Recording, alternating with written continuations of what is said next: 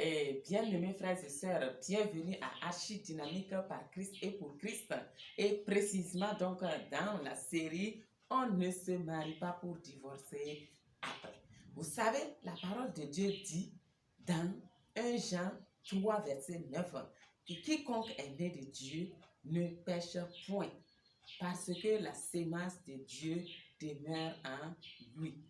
Et il ne peut pécher parce qu'il est né de Dieu. Alors, chers frères et sœurs, il est possible de ne pas pécher, à condition donc de s'attacher à notre Créateur, à condition de s'attacher au Dieu qui nous a créés et qui a institué le mariage.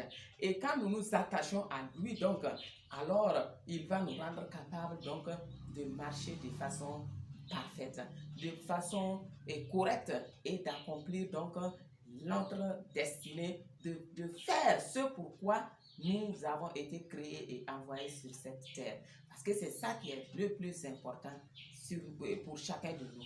Alors, chers frères et sœurs, sachant cela, donc, nous devons comprendre que nous devons éviter de juger nos frères et sœurs. Nous devons éviter de les juger. Et comme Jésus-Christ l'a dit, quand nous prenons Matthieu, l'évangile de Matthieu au chapitre 7, nous voyons que Jésus nous dit, ne jugez point afin que vous ne soyez point jugés.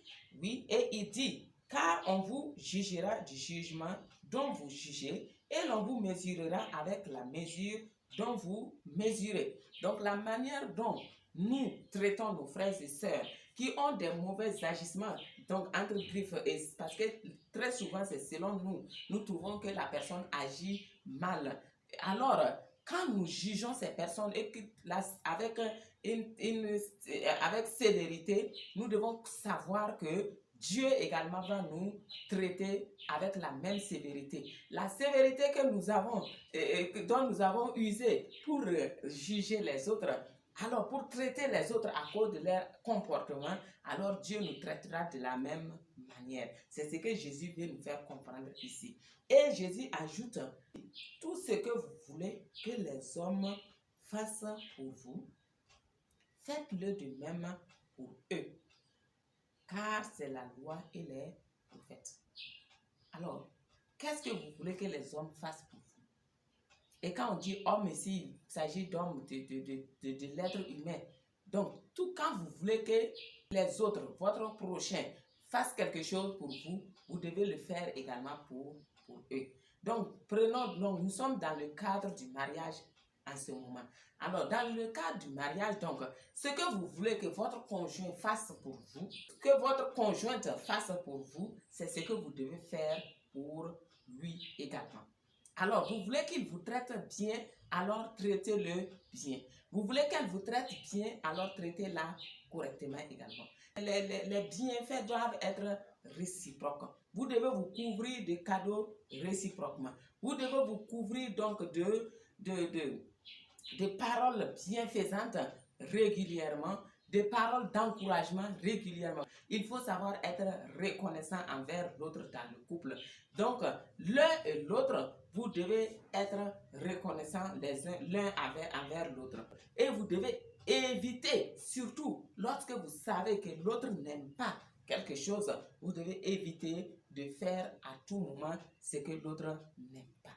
Voilà quelque chose qui va vous aider. Donc, en ce qui concerne donc ce que Jésus a dit, tout ce que vous voulez que les hommes fassent pour vous, faites-le de même pour eux.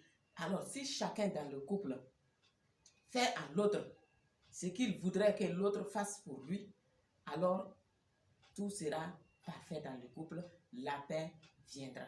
Et quant au comportement de l'autre, alors il faut simplement confier cela au Saint-Esprit. Confiez le comportement de votre conjoint ou de votre conjointe au Saint-Esprit qui va se charger donc de le changer ou de la changer et de l'aider à marcher comme il se doit. Parce que ce que nous avons lu au début donc de cet enseignement, ce n'était pas un hasard.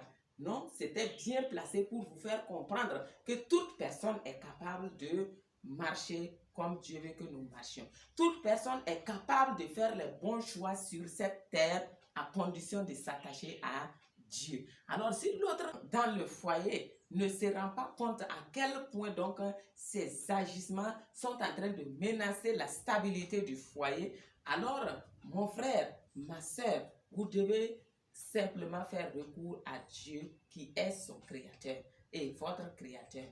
Faites recours au Dieu créateur par son Esprit Saint qui est venu sur la terre pour nous conduire. Et dites-lui simplement, présentez-lui simplement votre conjoint ou votre conjointe et demandez-lui simplement de mettre le doigt sur ce qui vous dérange dans le foyer, ce qui est en train de menacer la stabilité, la quiétude dans le foyer, qu'il mette le doigt dessus, qu'il vienne régner sur vous deux et qu'il permette vraiment que vous puissiez vraiment vous entendre afin de vivre le bonheur conjugal.